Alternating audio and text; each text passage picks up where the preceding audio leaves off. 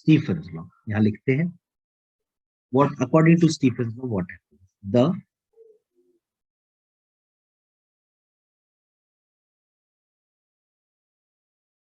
emissive power of a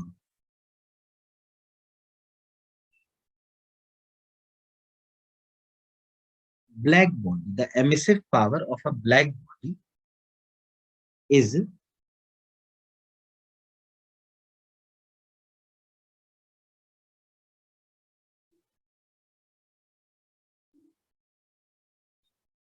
directly proportional. The emissive power of a black body is directly proportional to the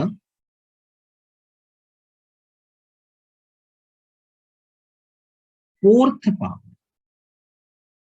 power of its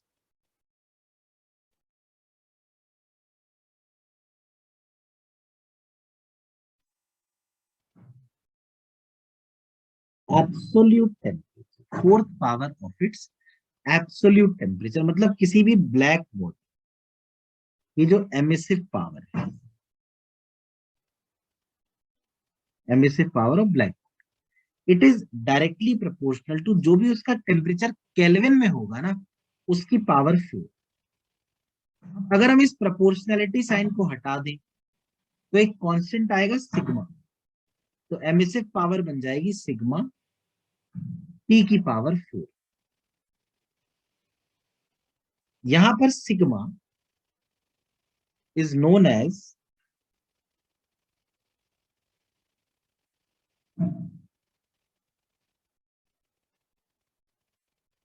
Stephen's constant, और इसकी value होती है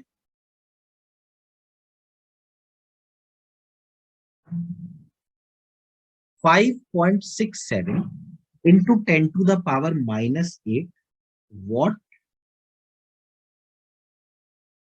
पर metre square पर kelvin की power 4। एक तो ये फॉर्मूला हो गया एमिसिव पावर का, है ना। अगर पावर, एमिसिव पावर को ये भी तो आप लिख सकते हैं, पावर रेडिएटेड अपॉन एरिया,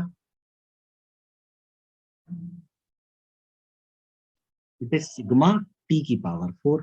तो पावर रेडिएटेड को क्या लिखा जा सकता है, पावर रेडिएटेड को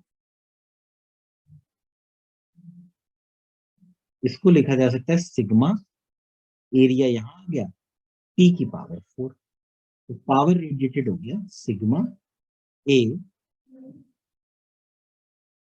टी की power 4। This is what is this? This is the power radiated not by any general body. This is the power radiated by a black body. Power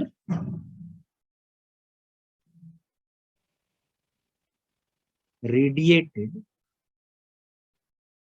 by a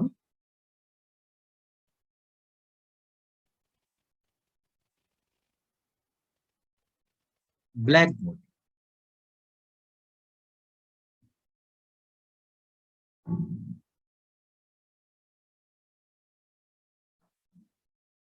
अच्छा, अगर कोई black body की जगह general body हो ना, तो वो black body से थोड़ी कम पावर रेडिएट करती है, तो यहां लिख देते हैं कि power which is radiated by a general object, it is not sigma a t की power 4. The power radiated by general object is sigma e into a into t की पावर 4. यहाँ पर जो e है ना, स्मॉल e, ये constant होता है जिसको कहते हैं एमिसिविटी, और इस एमिसिविटी की वैल्यू 0 से 1 के बीच में आती है। इसमें लिखा है a body which is at a high temperature T emit thermal radiation at the rate of E watt per meter square. अच्छा, ये watt per meter square देंगे, यानी एमिसिव पावर देंगे। द थर्मल रेडिएशन, अच्छा तो E हो गया sigma T की power 4. The thermal radiation emitted by a body of emissivity equal to 0.5. Temperature T by 4. तो E डैश को लिख देंगे ना सिग्मा स्मॉल e और T by 4 की पावर 4, यानी E डैश आ जाएगा सिग्मा, ये स्मॉल e तो 0.5 यानी 1/2, फिर ये आ जाएगा T by 4 और 4 की पावर 4, 4 का स्क्वायर 16, 16 इंटू 16 256, तो ये आ गया सिग्मा टी की पावर 4 अपॉन 512. तो ई डैश जो आया ना वो ई अपॉन 512.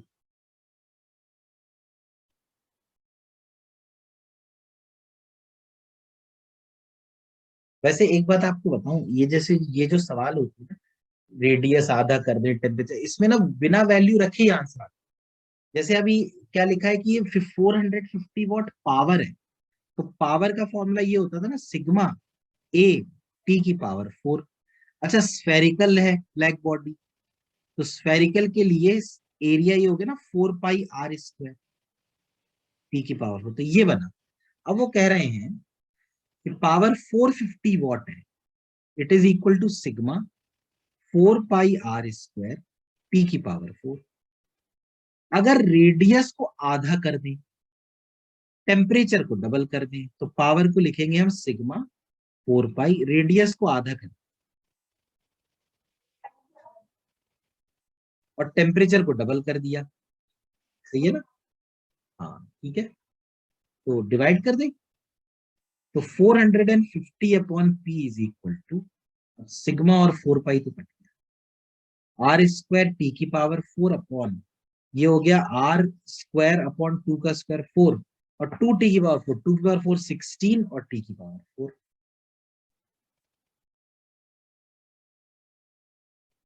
तो पी कितना आ गया 450 इंटू 4, 1800 वॉट.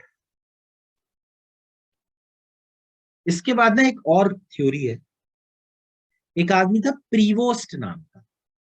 जैसे अब हम लोग क्या सोचते हैं, हम लोग नॉर्मली यही सोचते हैं ना कि जिसका टेम्परेचर ज्यादा उसने एमिट किया, जिसका टेम्परेचर कम उसने एब्जॉर्ब किया. लेकिन प्रीवोस्ट, पियर प्रीवोस्ट उसका नाम था, प्रीवोस्ट ने एक नई थ्योरी दी. उस थ्योरी का नाम था प्रीवोस्ट थ्योरी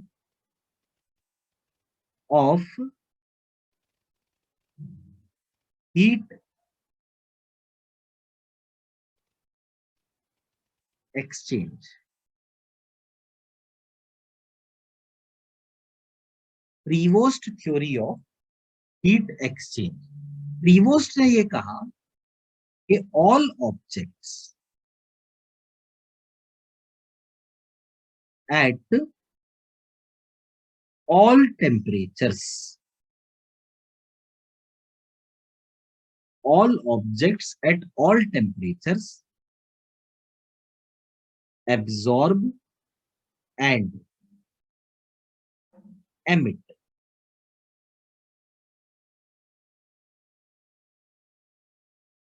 radiations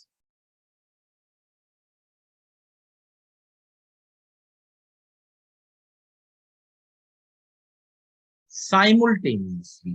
साइमुलटेनियसली वो एब्जॉर्ब भी करेंगे और एमिट भी करेंगे. जैसे कि मान लो कोई ये ऑब्जेक्ट, इस ऑब्जेक्ट का टेम्परेचर टी है और इसके आसपास की जो सराउंडिंग्स है उन सराउंडिंग्स का टेम्परेचर है टी. तो उसके हिसाब से ये ऑब्जेक्ट हीट रेडिएशंस एमिट भी करता और साथ साथ हीट रेडिएशंस एब्जॉर्ब भी करता. अब जो पावर एमिट करता वो कितनी है, पावर एमिटेड वो है सिग्मा ए टी की पावर 4 अपने टेम्परेचर के हिसाब से. और जो पावर ये एब्जॉर्ब कर, तो पावर एब्जॉर्ब्ड ये है, ये एक्चुअली सराउंडिंग के टेम्परेचर के हिसाब से, तो सिग्मा ए पी नॉट की पावर 4। तो अब आप सोचिए ना, अगर एमिट भी करे और एब्जॉर्ब भी करे तो एक में से दूसरा माइनस हो जाएगा। तो अगर पूछा जाए what is the net rate of loss of energy, it will be sigma A T की पावर 4 माइनस पी नॉट की power 4। This will be the net rate of loss of energy, sigma A T की power 4 minus T not की power 4 for a black body at temperature 727 degree, यानी कि body का temperature हुआ 727 plus 273, कितना हुआ ये मिला के, क्या 1000 केल्विन हो गया। जबकि power rate of energy loss power 20 वाट है, और सराउंडिंग का टेम्परेचर जो टी नॉट है वो है 227 डिग्री सेल्सियस। इसमें भी 273 ऐड करेंगे तो ये आएगा 500 केल्विन। इसका मतलब ये हुआ कि जो पावर है 20, it is sigma A T की पावर 4, यानी 1000 की पावर 4 माइनस 500 की पावर 4। फिर कह रहे हैं कि if the temperature of black body is change to 1227 degree Celsius, यानी ब्लैक बॉडी का टेम्परेचर टी अगर 1227 डिग्री सेल्सियस और प्लस 273 और, तो कुल मिला के कितना हो गया 1500 केल्विन। तो अब नई पावर पी होगा सिग्मा ए और 1500 की पावर 4 माइनस 500 की पावर 4। तो अब डिवाइड करते हैं, this is first and this is second. तो 20 upon p is equal to sigma a cancel, ऊपर लिखा है 1000 की पावर 4 माइनस 500 की power 4।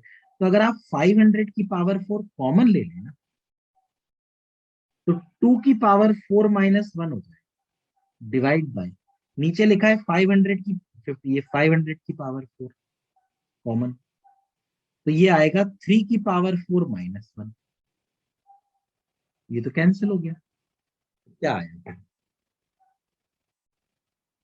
20 upon p is equal to 2 की पावर 4 16 माइनस 1 15 और 3 की पावर 4 81 माइनस 1 80। तो 5 3s are and 5 16s are, so 3p is equal to 320, so p is equal to